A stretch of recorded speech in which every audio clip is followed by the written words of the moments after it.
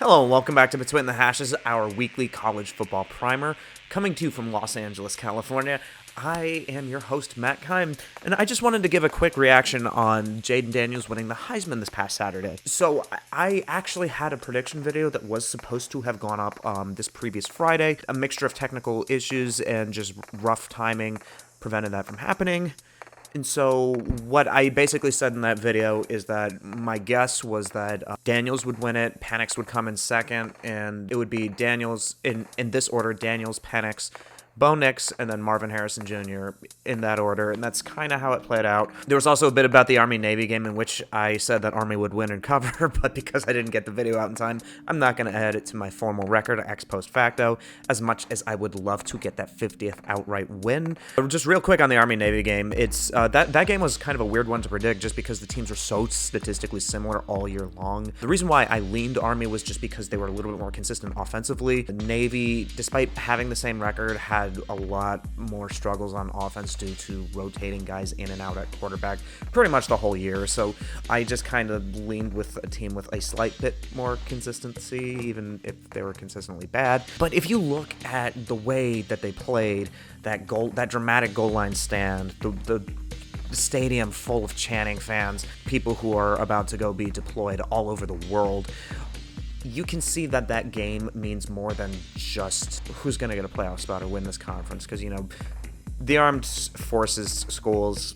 for various reasons I won't get into here, them being good at football at a national level is probably a relic of the past at this point, unless something dramatic changes. But the reason why college football is so special to me and so many other people is because of games like this that mean more than just the game. It's not just about the results on the field. And so it's always one of the best games of the year, regardless of how good or bad the teams are. It's always fun, and even though it was a low-scoring affair, this year's game fully delivered on that promise. So can't wait to talk about it for real next year. So going back to the Heisman, one of my concerns with the Heisman, and I don't want to get too like conspiracy theory heavy, but there is kind of a notorious trend with Heisman voters to kind of ignore any West Coast players that don't play at either Oregon or USC. There's been a long running trend of voters doing that, and like in 2015 they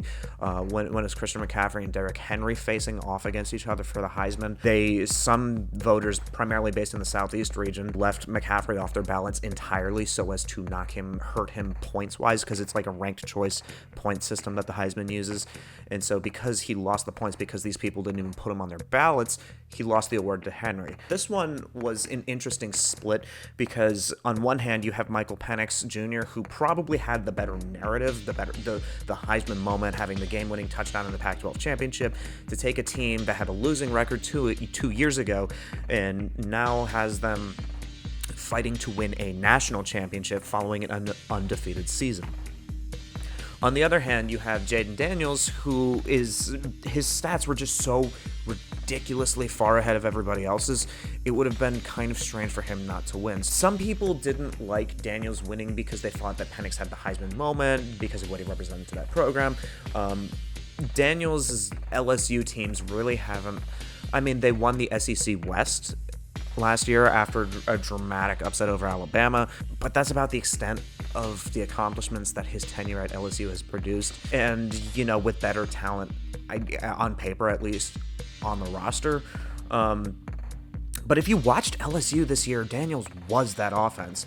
And frankly, that team was kind of lost without him. And one of the reasons why everybody was so high on LSU going into the year was because we thought that his play would take a step up, maybe not to this extent, but we also thought the defense would be a lot better. And as it turns out, it wasn't. And so what happened is that Daniels just basically had to win the game on the strengths of him and his receivers pretty much every single week.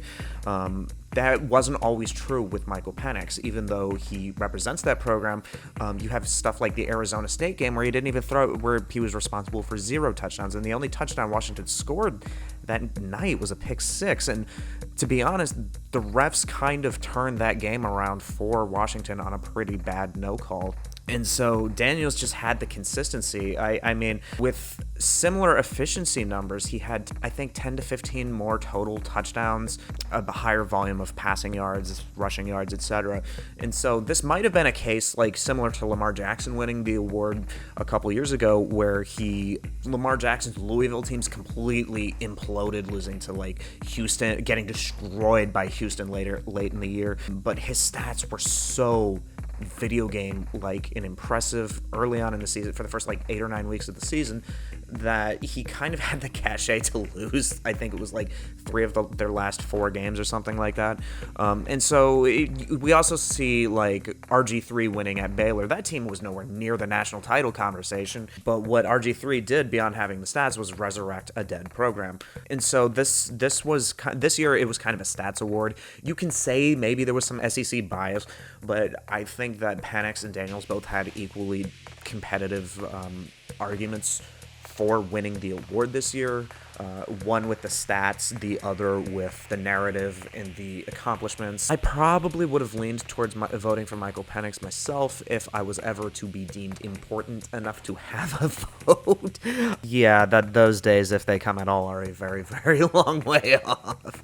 The argument that kind of swung it for me towards Penix, and now maybe this is just a bit of my own regional bias, given that I do live on the West Coast. LSU's schedule, I don't think, if Washington had played that schedule, had the same record, I don't think Penix would have won under similar circumstances. A lot of those offensive numbers for Daniels came against some really bad teams like Grambling, Georgia State, like they beat Army by 50 or whatever it was. And so there was a little bit of like stat padding, but if you look at Daniels' numbers in those specific games, his production was still consistent against, like Alabama, Ole Miss, or Florida State. And like the Ole Miss game, that offense put up 45 and still lost. I don't know how you can put that on Jayden Daniels. He made probably 1 or 2 less plays than the Alabama offense did when those two teams played, and unfortunately, against a team like Alabama, that's really all they need. With the Florida State loss, it was kind of more of a defensive implosion leading to an overall team implosion.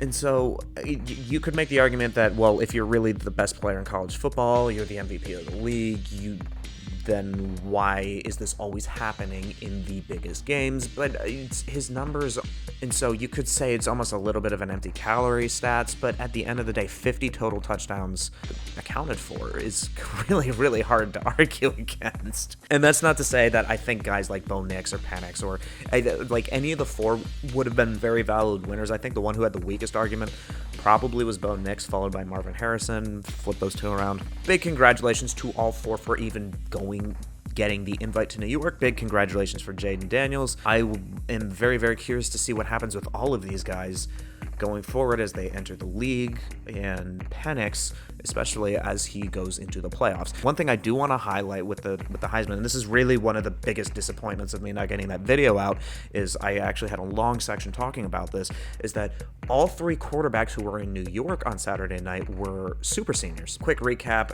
anybody who was an FBS athlete during the 2020 season, because of how crazy and inconsistent the season was played from conference to conference to team, just in the entire world for obvious reasons, the NCAA granted a waiver saying that anybody who played or even opted out that season that year would not count against their eligibility. And so basically, instead of getting 5 years to play 4, including the red shirt, you then had 6 years to play 5. And I think we have 2 more years of these super seniors still being eligible in college football. And so I think what we're seeing is the effects of some of the long-term effects of that, of teams like Michigan with loaded up with massive super seniors that have been together for now 3 consecutive playoff runs, or guys like Bo Nix who were not seen as Heisman players at all early on in their careers, but that added year of experience gave, and a change of scenery. All 3 are transfers too, including which is just kind of a sign of the times with CFB, with new transfer NIL stuff going on. And so all of these combined, it wouldn't shock me if next year would be a repeat of this, where we have guys who are super seniors, maybe 1 or 2, if not all of them, are transfers, who are who benefit massively from A, a change of scenery, and B, just another year of growing and developing at the collegiate level, as opposed to, like, if Bo Nix had gone to the NFL 2 years ago, where would he have gone in the draft, and what is he being projected to now? It's not like he's projected as like a high first round guy, but at the same time, you can't argue that he hasn't helped himself. Penix had to overcome some injury issues. He transferred out of Indiana to go to, which is an abysmal football school, and he was the only reason they were even, him and Kalen DeBoer were the only reason that school is remotely competitive. Jayden Daniels transferred out of a weird situation at Arizona State with the whole Herm Edwards thing. And so it's all three of them took advantage of kind of like a changing landscape in college football. And so it wouldn't shock me, like I said, if whoever gets nominated next year, I don't think Dillon Gabriel could be like a potential example to get an invite. Not that he's like set the world on fire, like Caleb Williams style, but he would fit that archetype that we've been seeing these last couple of years, especially this year. So who knows? Like I said, I'm going to keep this one short, guys. Big congratulations to Jayden Daniels, and I will be back beginning later this month with predictions on the bowl games. I'm going to start out with some of the New Year's 6 non-playoff games. Florida State got screwed. And then I'm going to do a breakdown on each of the 2 playoff games coming up later this year. So I can't wait to talk to you guys about that. And until then, remember to give us a like, comment, and subscribe here on YouTube. And follow us for the John Keim Report on YouTube or wherever you get your podcasts. Thanks, guys, and enjoy the bowl games.